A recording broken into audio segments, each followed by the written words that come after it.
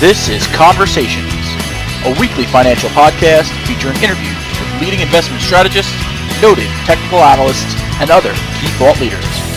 Brought to you by the Market Technicians Association. Good afternoon, everyone. This is Kevin Hockert. I'm the Director of Portfolio Strategies at Prospero Institute, and we're conducting a podcast this afternoon at the Piper Jaffray downtown Minneapolis offices on behalf of the Minnesota chapter of the MTA. My guest this afternoon and our presenter at the Minnesota MTA meeting is Doug Ramsey, CFA CMT. Many of you know Doug. He's the Chief Investment Officer of the Luthold Investment Group. He is an accomplished speaker and has presented at a range of speaking engagements, including the Morningstar Investor Conference, a variety of CFA societies across the country, the Minneapolis Business Bank, and a variety of advisor and private client events throughout the country.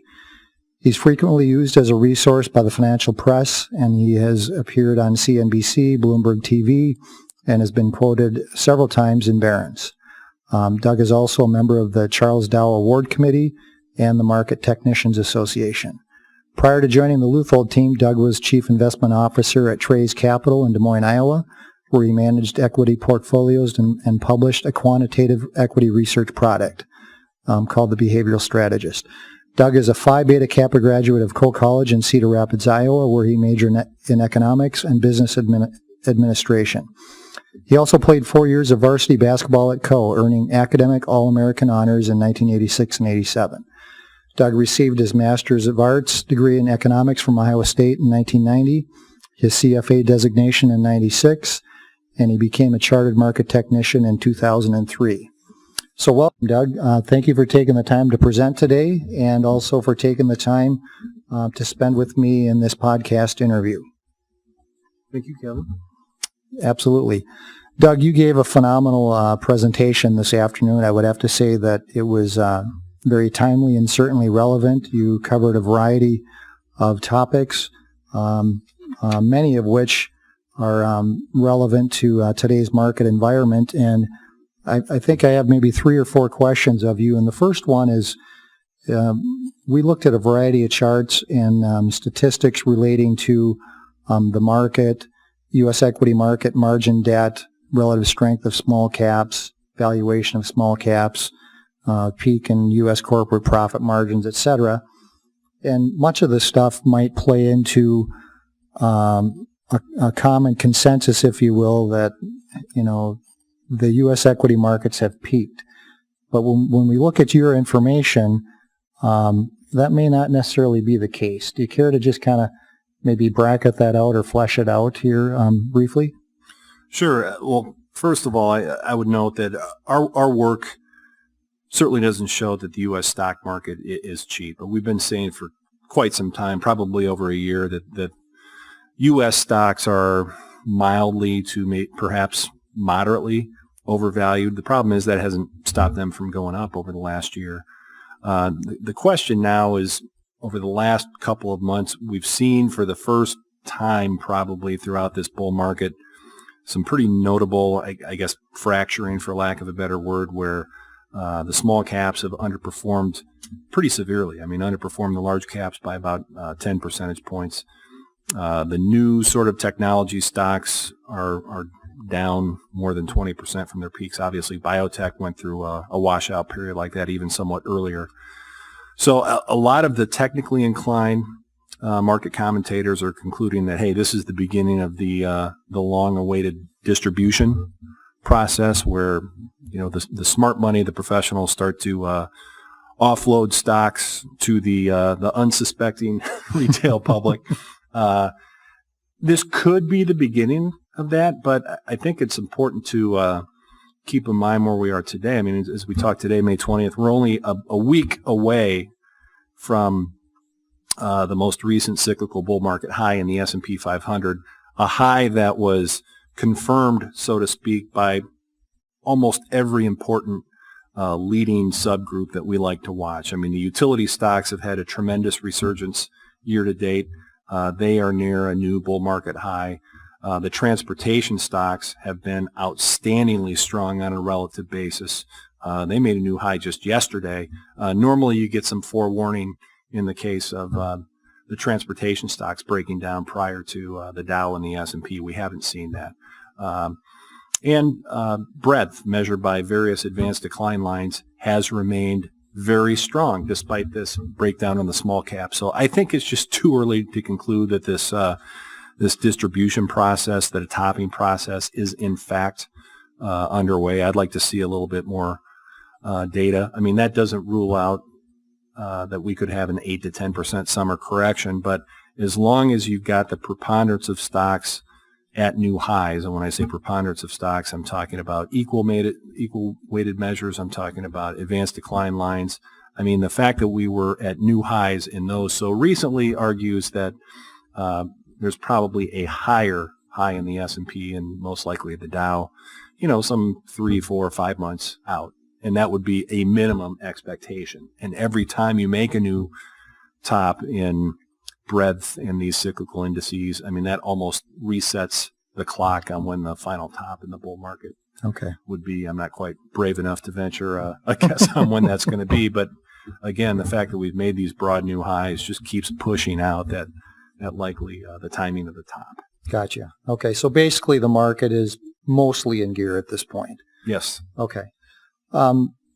So that kind of covers the broad market. You touched on small caps a little bit. Obviously, we're in the midterms here in terms of the presidential election cycle. You had some interesting overlays to share, with the sell in May, and what does that mean in the midterm election year? What does that mean for large caps? What does that mean for small caps? And I don't know if you care to tie in valuation of small caps. Just real quickly, 4 years in a row, we had a lot of obsession over the sell in May phenomenon. This year, even though we were up over 30% last year and, weak to start off the year, heard almost nothing about this concept of selling in May. So I kind of look at this stuff as a contrarian.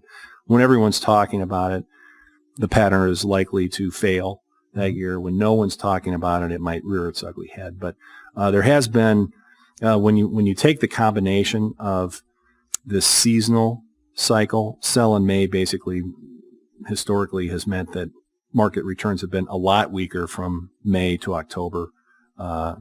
From a fundamental perspective, I can't tell you why.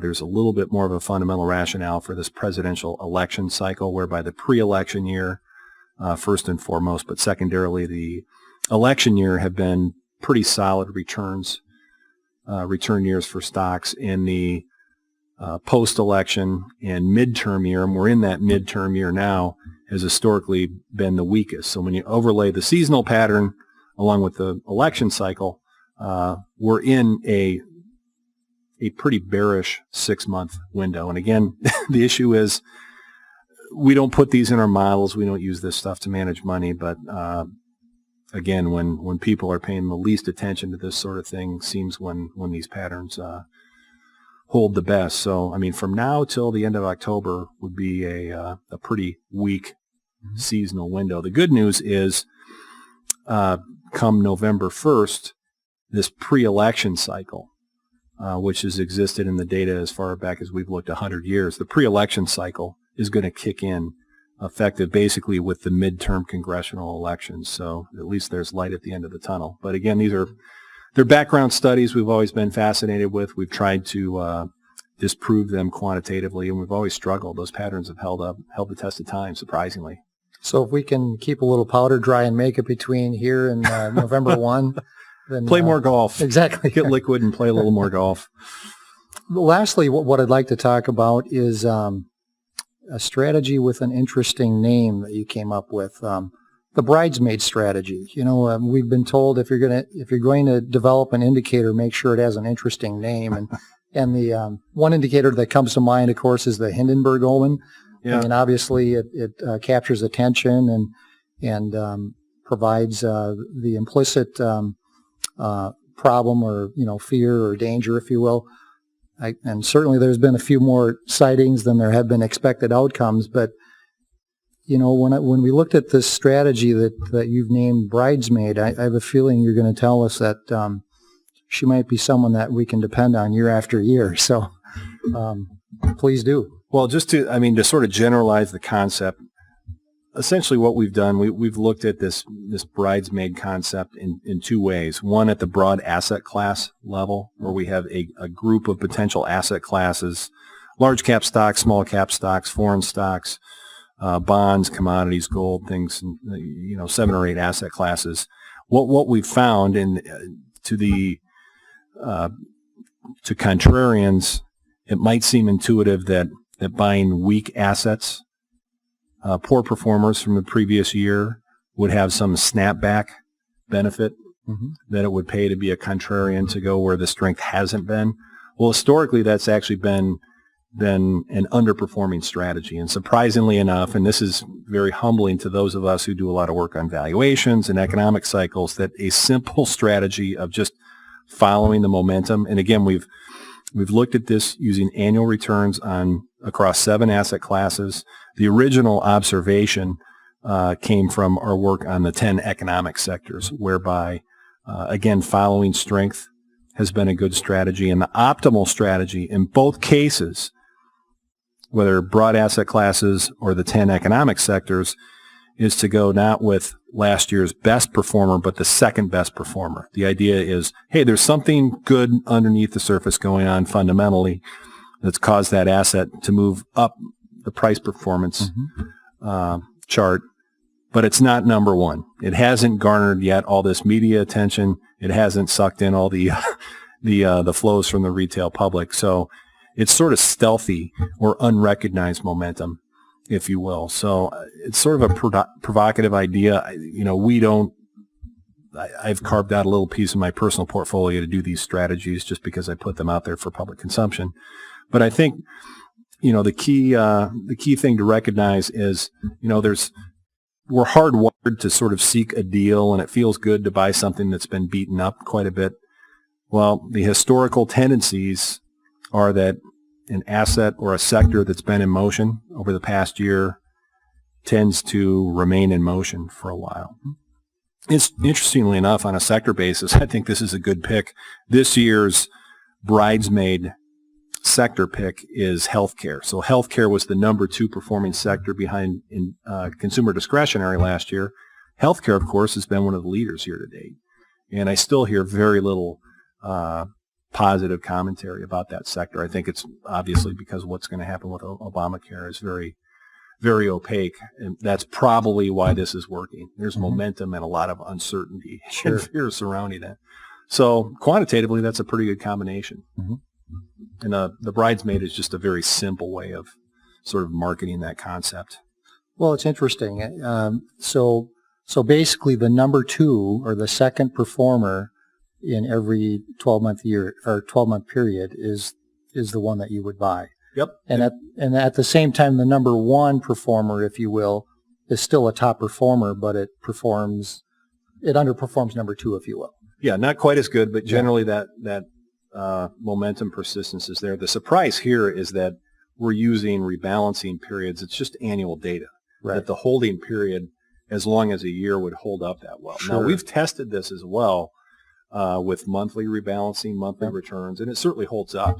Okay.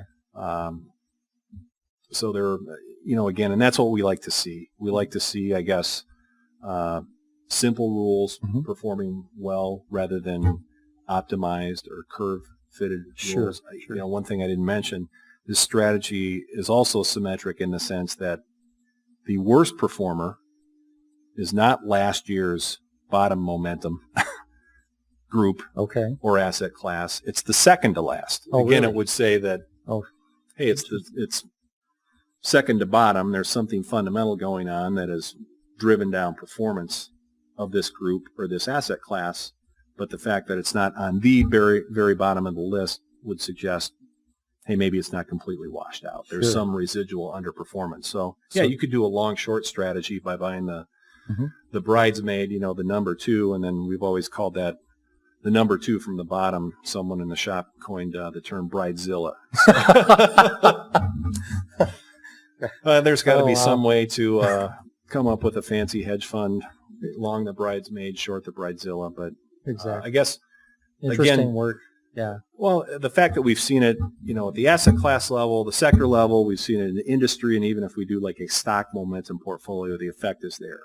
Where it's just, if you can avoid, those at the very top, right, or the bottom, they might be overextended on the upside or downside. So just take a step back from that and go long or short in the case of the inverted strategy, the less obvious names. So we've just had some fun with that, but I guess it's just a simple way of making a broader point about the use of some of these quantitative factors. Right, and another example where, a simple metric, 12-month return, if you will. Yep.